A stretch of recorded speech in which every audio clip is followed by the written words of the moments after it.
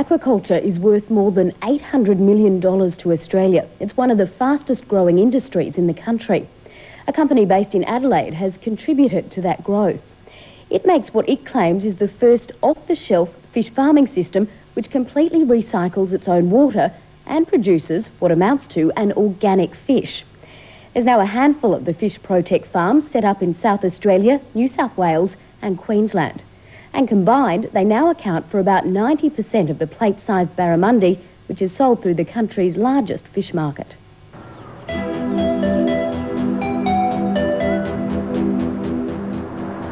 By the time the sun rises over Blackwattle Bay, the buyers and sellers at the Sydney Fish Market have been awake for hours. This is the biggest fish market in the Southern Hemisphere. Worldwide, it is only second to Japan and is selling the largest range of seafood. Every day, a staggering 50 tonnes is auctioned here. Increasingly, it is grown in farms, not taken wild from a sea or river. Aquaculture, as an industry, is said to be worth over $800 million to Australia. And Mark Lee is part of the aquaculture feeding frenzy. Tucked in among the market gardens and shade houses of an area known as Waterloo Corner on the outskirts of Adelaide, Mark's shed full of hungry fish seems incongruous. But that's the beauty of on-land fish farming with the system Mark uses, a system called Fish Protech. It can be set up just about anywhere. With these particular units now operating in 3 states, their combined output accounts for well over half the barramundi sold through the Sydney Fish Market and almost 90% of the most sought-after plate-sized barra. Mark Lee produces more barramundi than anyone else. We last year production 105 tonnes. 105 tonnes last year from this unit? Yeah, from about 4 to 6 person. In Asian, in Taiwan, it's the 100 tonnes. Maybe we needed 20 person. So you've managed to get away with 4 or 5 people compared to perhaps 20 if you're in Asia? Yeah. Maybe more. What impressed Mark about this system and what convinced him to spend around $5 million to set himself up as a fish farmer is the engineering behind this particular unit. That's because it was designed by an engineer, a man born in Holland who's worked all over the world on food sustainability, at one time with the United Nations. His name is Johan Don.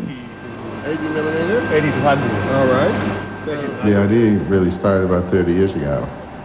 And when I was working in fish farms overseas, mainly as a consultant, and I saw so many problems with these fish farms. The use of chemicals, the use of very high energy consuming equipment, and also the problem was that nobody really could buy a complete fish farm to start a business. The system Johan designed is said to be the world's only off-the-shelf fish farm with almost 100% recycling of water. It's energy efficient, relying not on pumps but on specific gravity to feed the water through, and it is completely chemical-free. Solid wastes are separated from the water and lifted from the sump through a drum filter, after which clean water returns to the farm modules. Aeration in the centre of the module saturates the water with oxygen and lifts it through the biofilter, which removes the ammonia and nitrate. In addition, an anaerobic digester sitting out the back of the main shed continually digests the solid waste. This is the wastewater that is coming out of this tank, and it shows you that the waste is being removed and taken away to the anaerobic digester. So there's not a lot of water that comes out of all these tanks? Yes, because we are actually recycling the water inside the tank up to 97%, and this small amount is then treated in the anaerobic digester and then being reused again. There's really only a handful of factors a potential fish farmer needs to set up this system.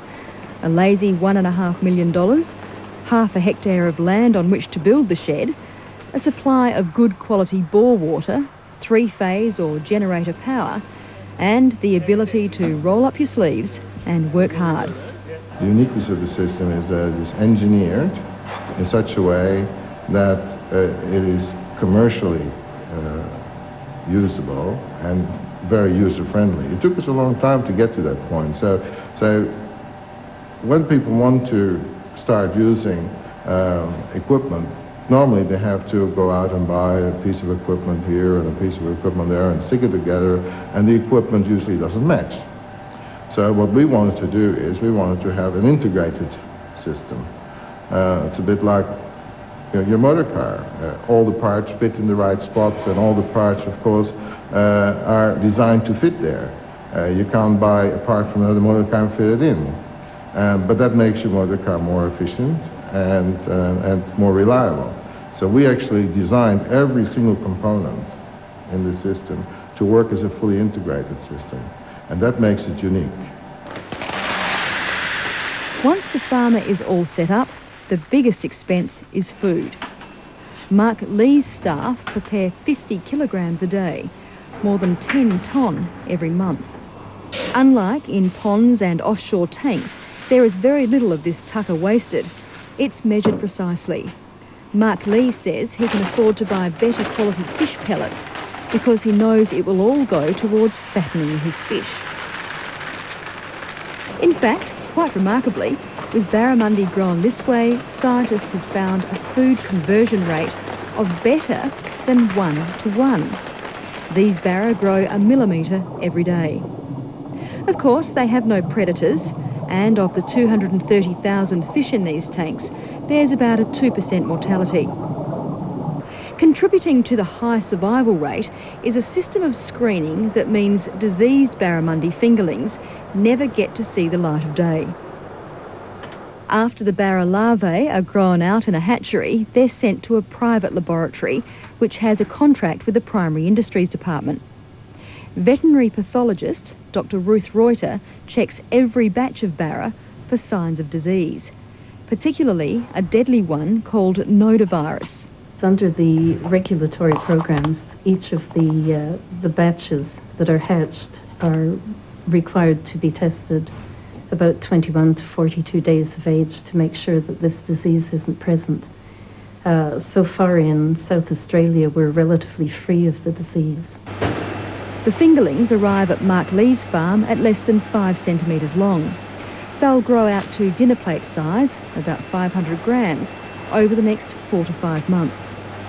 In that period, the fish will be graded many times so that they are always with like-sized fish.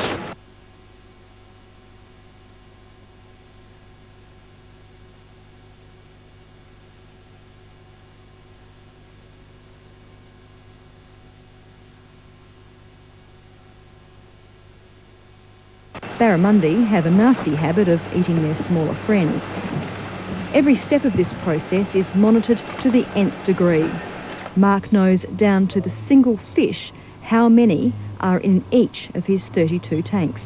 This one look like the play the game, play the chess. Like playing chess? Chess, because every 2 months, we need every 2 months, need the grader. But this one, just the 32 tank, just good. Every week, grader. Every day, grade. Turn around every day. So every day you're grading out fish from these 32 tanks? Yeah. So 2 person full-time grader. All day, all from the Monday to the Friday, grade. Once the fish meet the target size, they're harvested from the grow-out basins and placed into a purging tank for several days. According to Johan Don, this differentiates these fish from others in the marketplace. We've designed a post-harvest treatment system which will allow us to actually put the fish into water which is completely disinfected. So it's a continuous disinfection process. And also the fish are not fed during this time. That means that the fish, when they are actually harvested, after they have gone through a post-harvest treatment system, and by the time they go to the market, they have absolutely no bacteria in the fish. It means the shelf life is longer, it is healthier for the people, there's no salmonella, and no E. coli are present.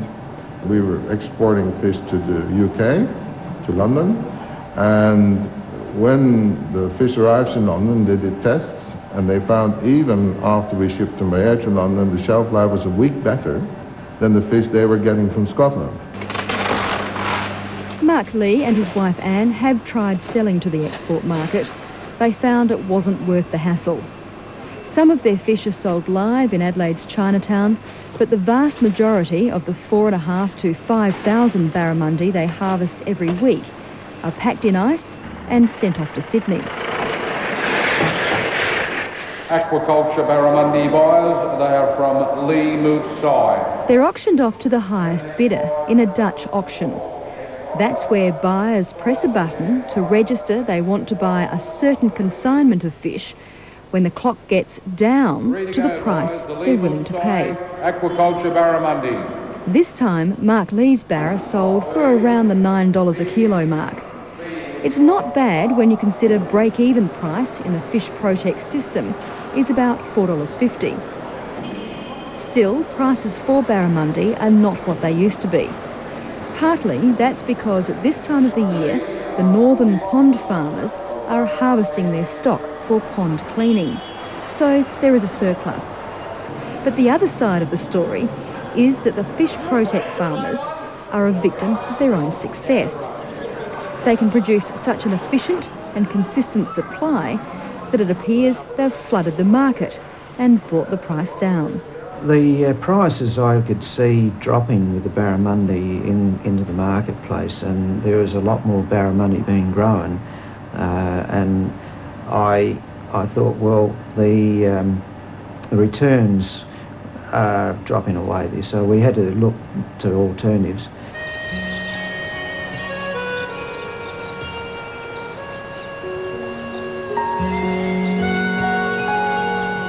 Adrian Matthews bought his fish farm 6 years ago.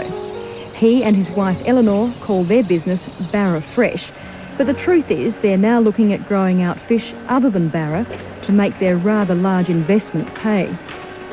They've trialled sleepy cod, which is highly prized on Asian dinner tables and can fetch up to $30 a kilo. Okay, I'm trying to prove that these are true sleepy cod. They're so sleepy that we can just lift them up and they'll sleep in my hand. Yes, very quiet. Adrian and Eleanor have also set aside a few tanks to grow jade perch, also known as striped perch. It's native to South Australia's Cooper Creek region. I like growing both varieties because they're very hardy fish. And they did suit our system quite well. The sleepy cod a bit slow. Jade perch, they were as fast as the barramundi in the initial stage, but then they slowed up a little bit. In terms of growth, obviously. Growth rate, yes. But a fair bit of that is our learning curve too. And so we felt, well, we can do better with them than what we have done with them, but we have produced something that's fairly good at any rate, I think. The standout feature of the jade perch is that CSIRO scientists in Tasmania have identified it has an extremely high omega-3 fatty acid level, 6 times higher than that of Atlantic salmon. It could even be the highest of any fish anywhere. Omega-3 is seen as the heart helper, preventing blood clots and high blood pressure. It's much more oilier fish than the barramundi. It has a more fat in it. I'm not expert in this, but I'd imagine a fair bit of that fat would be in some of the good parts of them too. And so, at any rate, with a oilier fish, it has to be treated different in the way they cook it. Adrian admits it's going to take some education of the consumer to get people to buy an almost unknown. Then they have to learn the best way to prepare it. And marketing of aquaculture products has a way to go too.